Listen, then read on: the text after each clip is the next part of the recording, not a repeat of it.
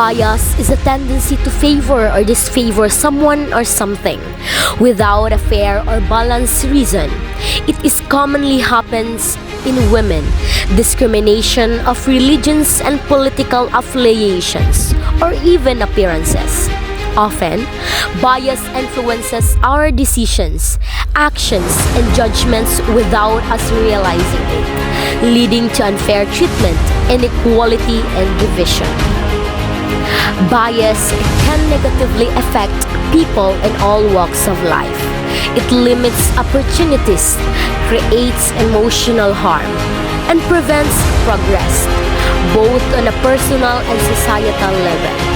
Whether it happens intentionally or unconsciously, the effects of bias are real and far-reaching. In a small classroom, 7 students gather for a debate. The topic is leadership, but as the conversation unfolds, bias quickly takes center stage. Can they overcome their differences and see the bigger picture? So, who are you all voting for? Candidate A or candidate B? Candidate A, of course. They've been in accounting for years and they know how to lead. Candidate B is better. They actually provide what students want. It's not fair. Candidate A has what stability. Faith is always good. Stability or stagnation? We need someone with fresh and clean. Guys, ganun lang everyone. It's just an election. Oh, here we go. Tell us about the drop from wisdom. She's right. If we're going to choose a leader, we need to think critically, not emotionally. Maybe candidate A's experience that offers no right. Candidate B's ideas matter too.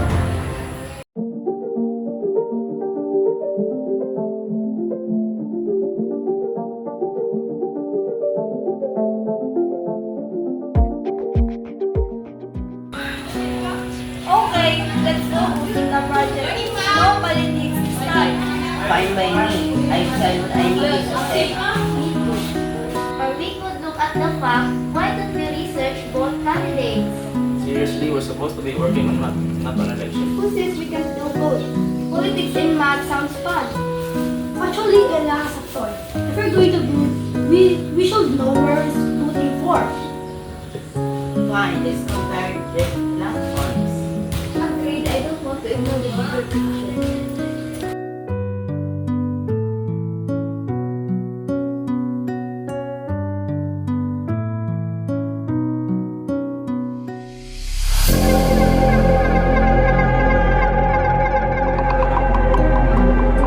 Muslim woman arrives for an interview, prepared and excited for an opportunity she has worked hard for. With her impressive skills and experience, she is confident in her ability to secure the job. The interview begins smoothly. She answers every question with poise, demonstrating her knowledge and professionalism. The panel seems impressed by her capabilities. But then, the atmosphere changes. An interviewer says, "To work here, you will need to remove your hijab. It's against our company's policy." The words hit her hard. Take off your hijab. But already, makes me comfortable with But it's common practice. what are you talking about? There's no third time. You're not worthy enough to work here. Only Christians can work in this company. Who says I'm not worthy? Worthiness isn't determined by religion. Despite being more than capable for the position, she is judged not her abilities but for her choice to wear the hijab, a vital part of her faith and identity. This moment of bias forces her to make an impossible choice. She rises from her seat, gathers her things, and walks out with dignity. Choosing to stand by her beliefs, she decided to leave, knowing her value is not dignified by others' biases. Bias in the workplace denies talented individuals the opportunities they deserve. True inclusivity means celebrating diversity and respecting all expressions of identity. Seats A brainstorming session with Leila has detailed presentation ready on her laptop. James leans back in his chair, casually flipping through notes. Meet Leila, a dedicated strategist who has spent weeks preparing for his moment. She has clear vision for the company's big campaign, but bias, like a shadow, looms over this meeting. Our target audience has shifted. I've created a detailed strategy to reach younger consumer through interactive social media campaigns. If implemented, this could increase engagement by 30%.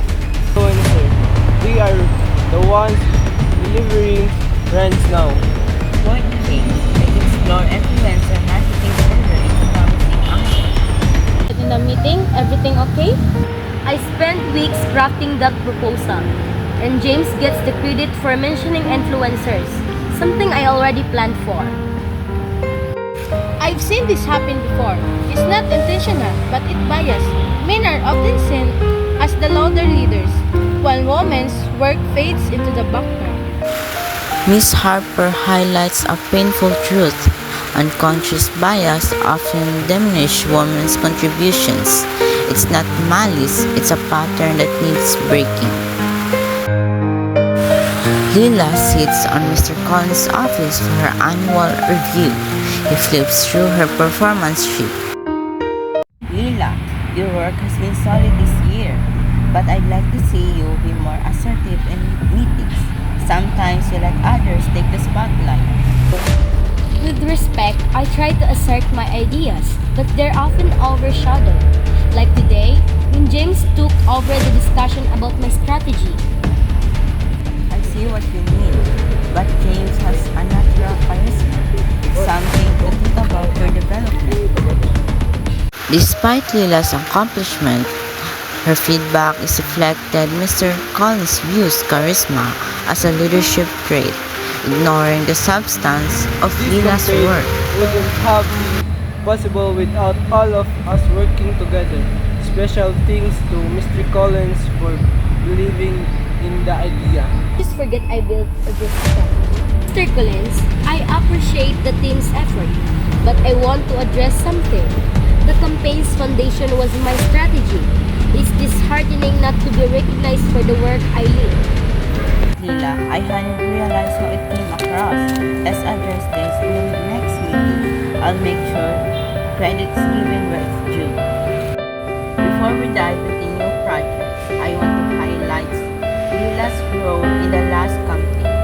Her strategy was the backbone of its success. Let's ensure we recognize contributions fairly moving forward. I didn't mean to overshadow you.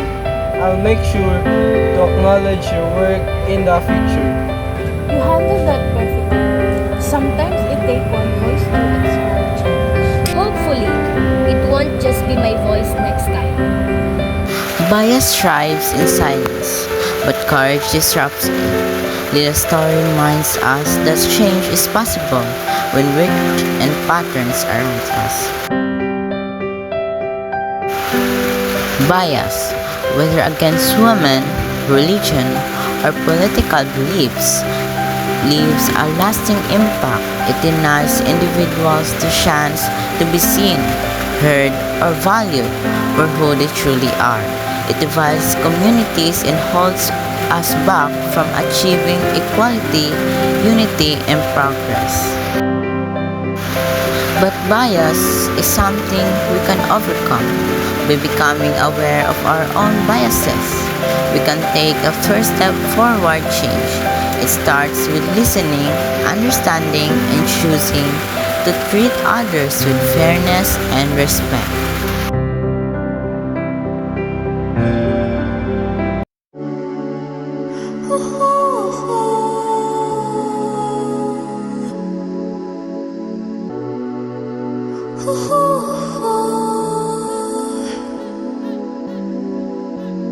Stay in the middle, like you a little. Don't want no riddle. 말해줘, say it back, oh say it it out. 아침이 너무 멀어서 say it it out. 훌쩍 커버렸어, 함께한 기억처럼 널